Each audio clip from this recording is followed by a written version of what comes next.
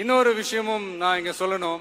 இன்னைக்கு நம்ம தமிழ்நாடு கவர்மெண்ட் இருக்கிற அந்த நிலைமையை பத்தி நான் உங்ககிட்ட நான் சொல்லணும். கிட்டத்தட்ட 10 லட்சம் கோடிக்கு மேல கடன் வாங்கி வச்சுட்டு போயிருக்கிற இன்னைக்கு அந்த தமிழ்நாடு அரசு இருக்கிறப்போ, கஜானாவை சுத்தமா தொடச்சி வலிச்சு வச்சுட்டு போயிருக்கிறப்போ, தூக்க முடியாத சுமையை ஏத்தி வச்சுட்டு போயிருக்கிறப்போ, சோ அப்படிப்பட்ட ஒரு நிலைமையில தான் இந்த பொறுப்பை நம்ம கையில எடுத்திருக்கிறோம்.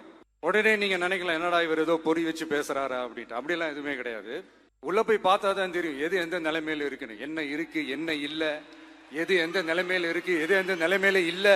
சோ அதையெல்லாம் பார்த்துட்டு உங்களுக்கு ஒரு வெள்ளை அறிக்கையா அதை வெளியிடணும்னு நான் நினைக்கிறேன். தமிழ்நாடோட ஃபண்ட்ஸை பத்தின ஒயிட் பேப்பர் எடுத்துட்டு வரேன் அப்படின்னு ஒரு ஸ்டேட்மெண்ட் கொடுத்திருக்காரு. அதை எடுத்துட்டு வந்தாதான் மேனிஃபெஸ்டோல இருக்கலாம் எவ்வளவு பண்ண முடியும்ன்றது தெரியும்னு சொல்லிட்டு. ஃபர்ஸ்ட் விஷயம், அந்த ஒயிட் பேப்பர்ல என்ன இருக்க போகுதுன்னா, ஒரு ஸ்டேட்டோட எக்ஸ்பெண்டிச்சர் அண்ட் ரெவன்யூ இருக்க போகுது. இதை தெரிஞ்சுக்கிறதுக்கு நீங்க சிஎம் ஆகணுன்ற அவசியமே கிடையாது. CAG.gov.inல போயிட்டு ஸ்டேட்டை செலக்ட் பண்ணி இயரை செலக்ட் பண்ணீங்கன்னா உங்களுக்கு PDF-ஆ டவுன்லோட் ஆயிரும்.